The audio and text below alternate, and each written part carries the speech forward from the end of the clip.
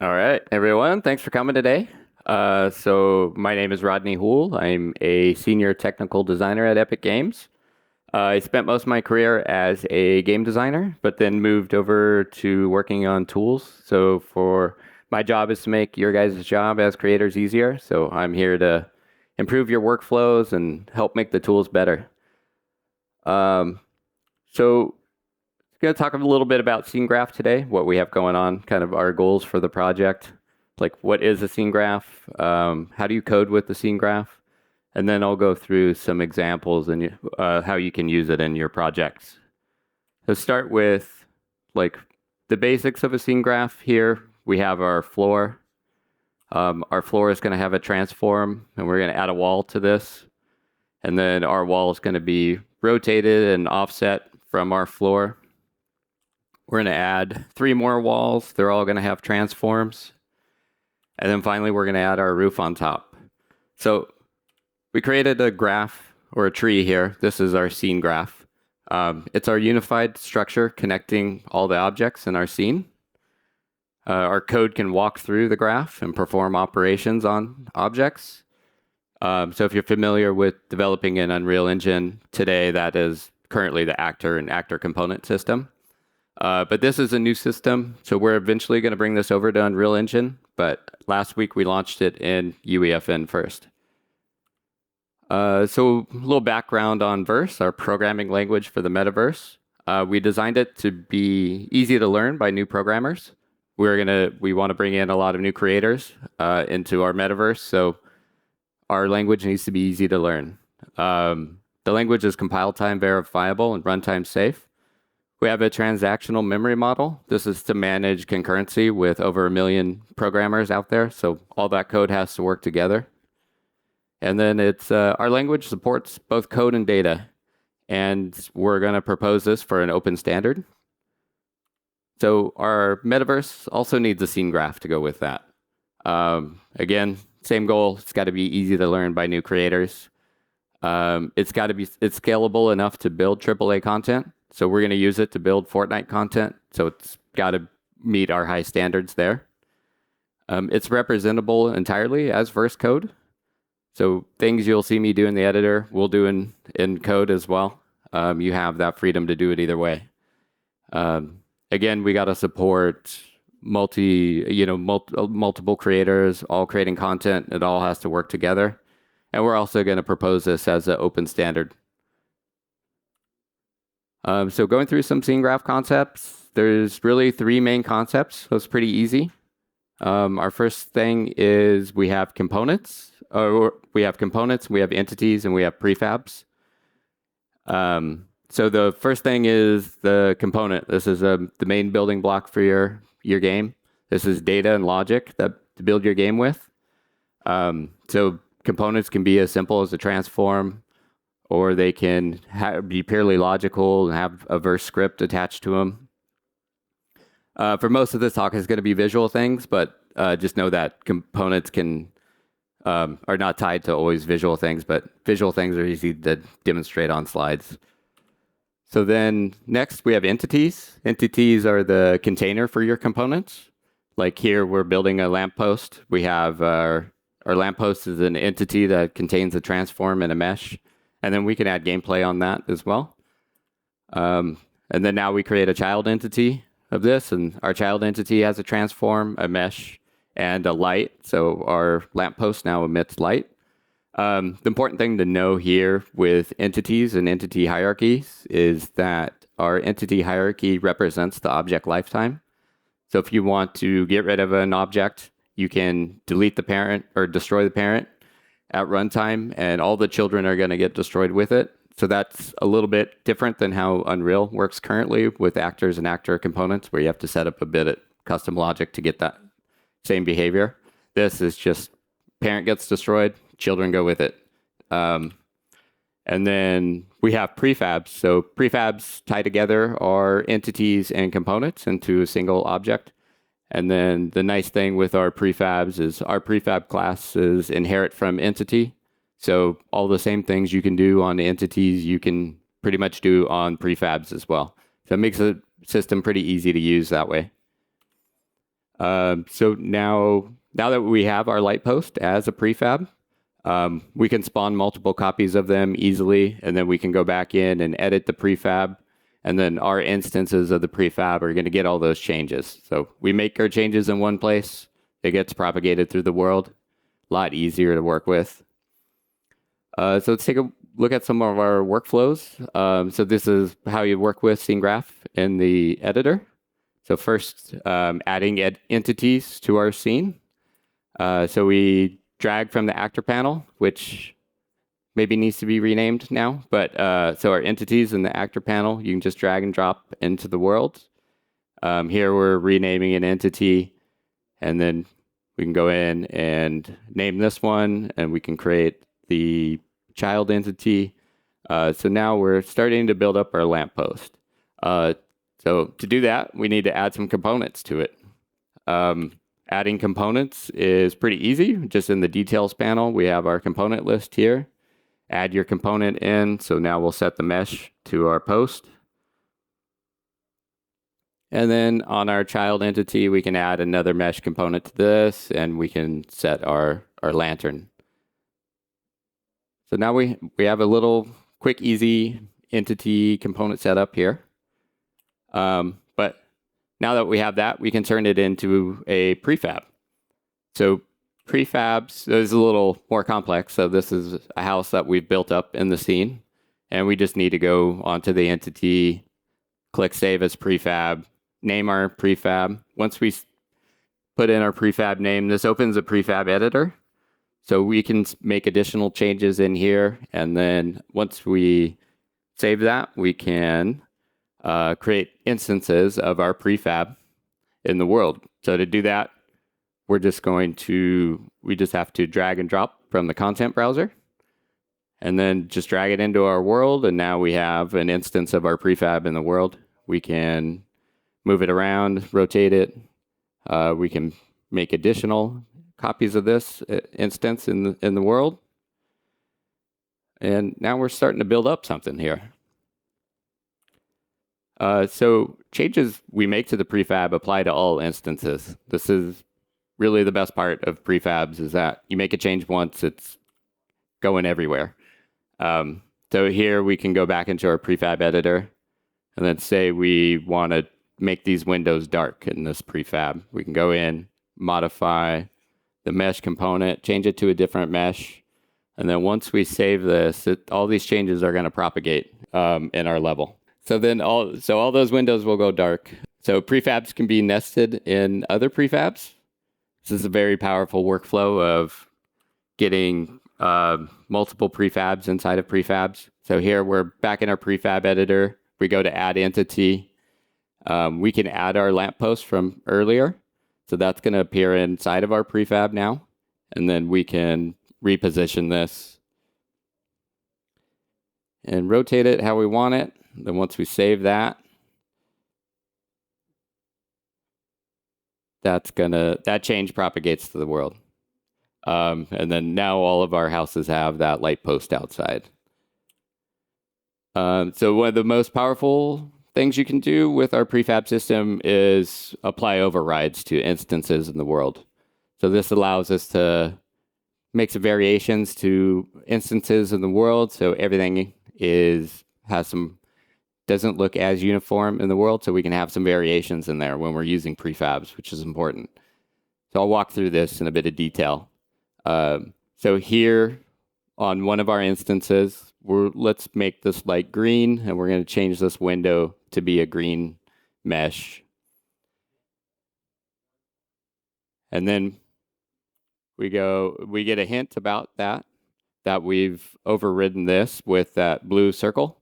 That's the indicator that, hey, this has an override at this layer. And then if we go back into the prefab editor, let's make some changes to this base prefab. We come in here, we change this window to purple, and then we'll change the light color to purple. And then once we save that, those changes are going to get propagated to the houses that don't have the overrides applied to them. We save that, so the two houses on the left inherit those changes. But since we have overrides on the house on the right, it did not take those changes. So the 2 houses inherited the change, 1 house did not. So we can take a look at like what's going on here at a deeper level. We can recompose the scene here. So the houses get the new values. And the lamppost also inherited the changes, even though it's a nested prefab.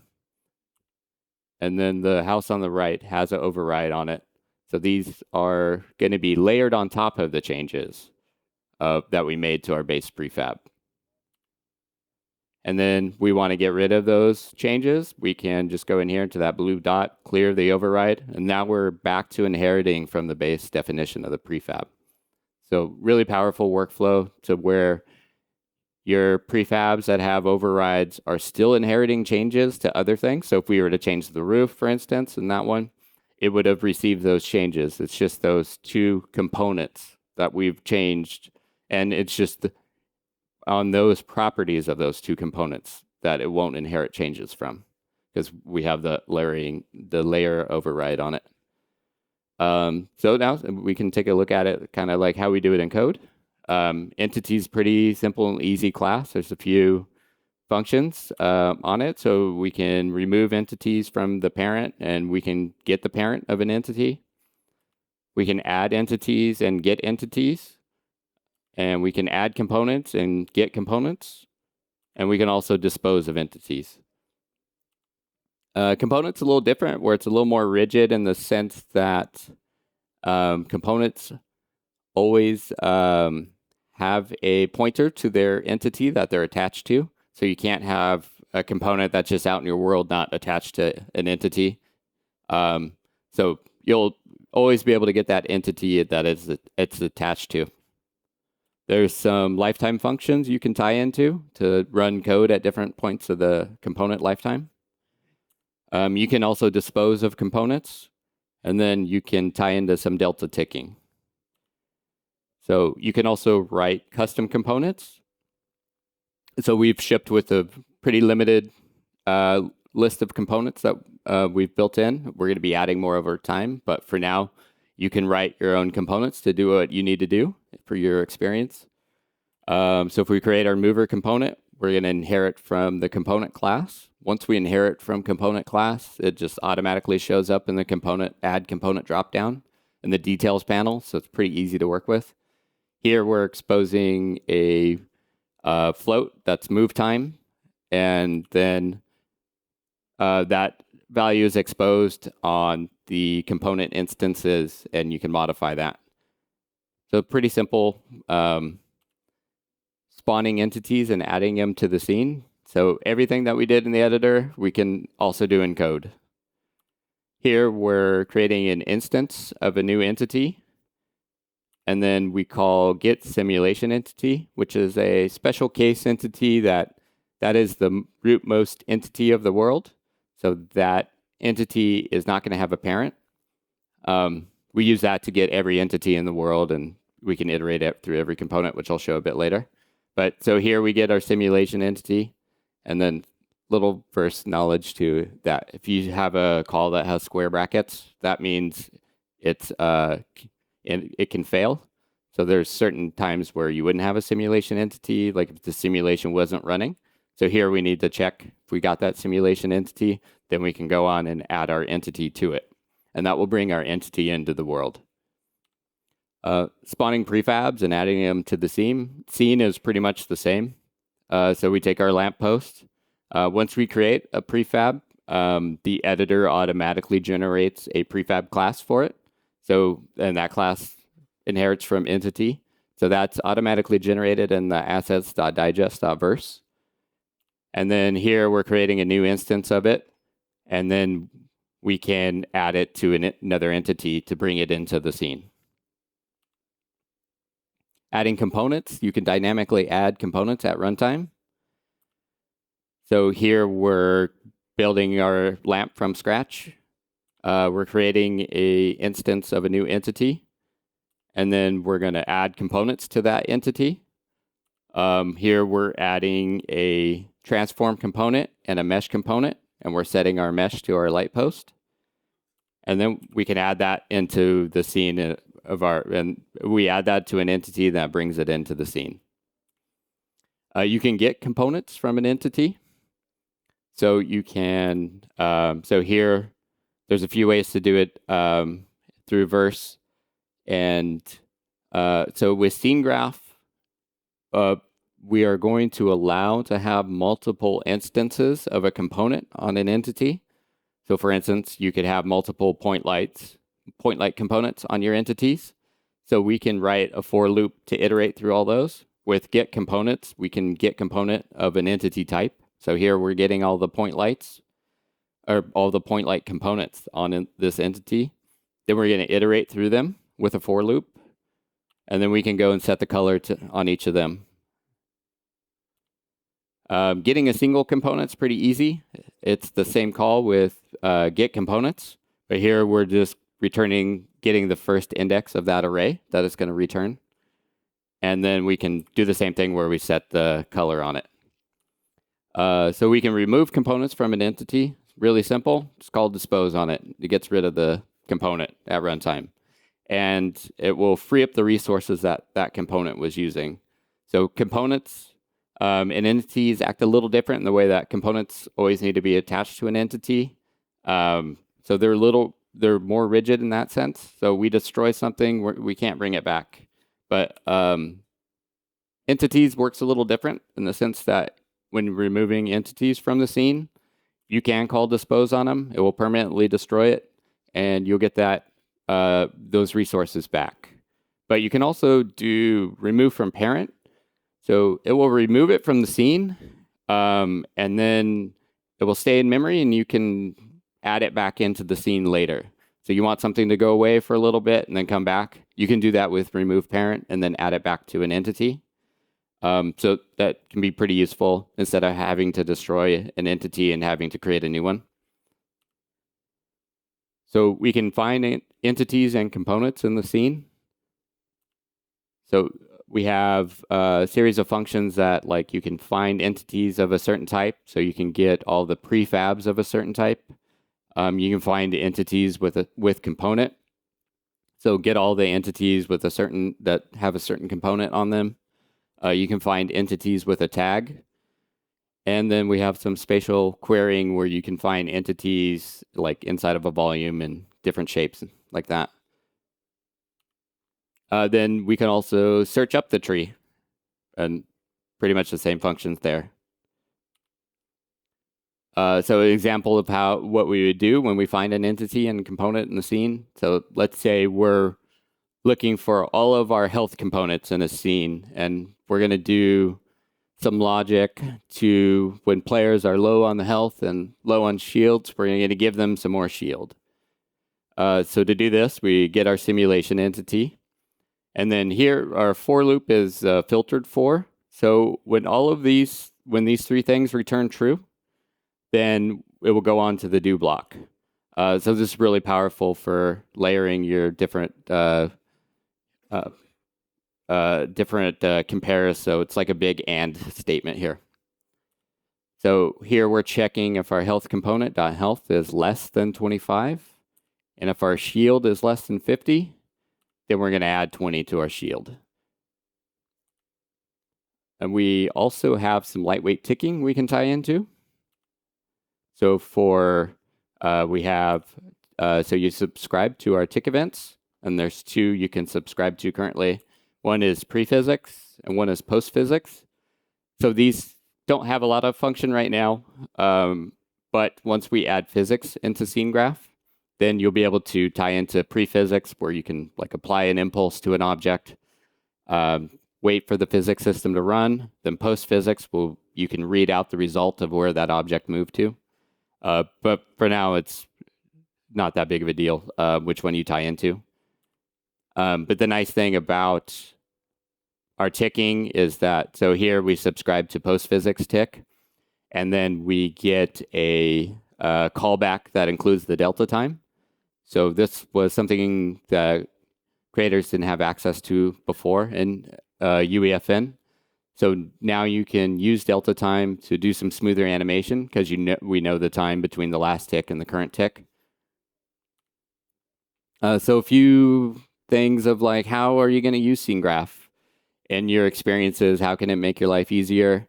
I'll walk through a bit of kind of like some ideas, and then I'll go through our prefab example that we shipped along with scene graph and show you kind of how we built that up and how it's pretty easy to develop with. So for debug draw, I use this a lot. It's very useful in development. The problem I have with it is that method is extremely long and has a lot of parameters. So what I did was I created a custom component that calls that method, and I expose all the parameters I want access to. That way I can just have my single component that I can use on entities whenever I need visual debugging. Really fast and easy. Don't have to go back and look up in the digest what that method is, and I can just have access to that component, drag it on, and like take seconds. We have a text display component. So right now it has one option on it, and that is just a string it can display. So we might expand this in the future to be more useful for gameplay. But for now, I think it's great for visual debugging. So here, if I had my farming sim and I wanted to visually see like different stats of my crop, I could see that in real time as I'm playing the game. And then go back. I want to tune this so my crop grows faster. I go back into the prefab, make that change. That change propagates throughout the entire experience. I often use prefabs as helpers. So here I have my platform that I want to position my little child helper where the platform should move to. So I think this is way easier to visualize than exposing like numbers where you want your platform to move to and units. So here I can just move this in the editor, put it where I want it to move to. Then at runtime, I just get the transform of that child component, feed that into my platform of where it should move into, and then dispose of that child entity so players don't see it. And we still have all that great like visual representation when we're editing our experiences. So tuning and balance, super easy with scene graph. So we can have components that can contain all of our data, and we can change and balance that data on a single component and have it work throughout our experience. We can use overrides for special cases. Like if I have an experience with 50 loot chests in there and I want one to give extra special loot, I just go in and use an override on that single chest. That way we're still inheriting from our base prefab when we make changes. We can add sound effects to it. We can add visual effects to it later. All of our chests are going to inherit those changes. You can also do a lot of runtime game balancing too. Since the scene graph is built on top of verse, you have access to everything at runtime. So everything that's exposed on a component, you can do at runtime, or you can modify it at runtime. So we can make our experiences harder or easier at runtime based on like what's happening and the player's reactions to things. Entities are not required to have a transform component. So we can just put verse only logic on it. We can use data only on them, and then we can add them and remove them from the scene. We don't have to tell it where it needs to be in the scene. This is very lightweight container to contain your verse or data. So parent constraint components, I just special call out I wanted to do on this one because can be a little confusing for new users. So the parent constraint component is added automatically when you add a child entity. So what that means is that child entity will move with the parent when it has that component on it. So if you want your child entity and your parent entity to move independently, remove that parent constraint component. They'll still move together when you move them in the editor. This is just for runtime. So it's a good way to keep that entity hierarchy, but still, if you have things that just need to move independently, they can. Scene graph prefabs are a great way to show progression in your experience. So I think this adds a lot of power to what you can do. So here, if I have my survival game and I want my house to build up as my players gather resources, we can do that now. We can spawn these at runtime, and we can destroy all the prefabs we need to at runtime as well. So we can show progression and leveling up in a lot better way now. You can make a procedural layout with prefabs. You can have, create hallway junctions, create rooms as prefabs, write the verse logic to connect them together. And then, so death runs are a great use of prefabs. Like this one's big inflatable death run. So it's like most death runs, it has a bunch of obstacles that animate that players need to navigate through. So instead of having these as all bespoke setups that are animated with level sequences, you can go in, turn these into make these prefabs, make your custom verse component to animate these, and then when you need to make a change to these, it just propagates through the world. So much faster way to iterate and develop. And then with overrides, you can come in and like our 3 rings here, we want to make 2 of them or all 3 of them different speeds. We can just use a prefab or use an override on a component and make some variation with those. Bed wars are great too. You can make a single base prefab, and then your instances in the world can have overrides that differentiate them for the different teams. So then you go back into your base prefab, make changes. All those changes are still going to propagate into the world. So you don't have to go to each base and make changes. Let's just make it in one place and it's done. This is an internal experience that one of our designers at Epic, Dylan Loney, made. So this is a little simple matching game. Here it's really easy with verse. So there's a few ways you can do it. We can compare the prefab types together to see if it's the same prefab type. If it is, it's a match. Or we can compare tags. So there's multiple ways to do it, but this experience was awesome. And then, so a little bit about our feature example that we shipped with Scene Graph. This is a modular environment that we put together using prefabs. And so our docks and our houses here, we only had a few houses in this environment.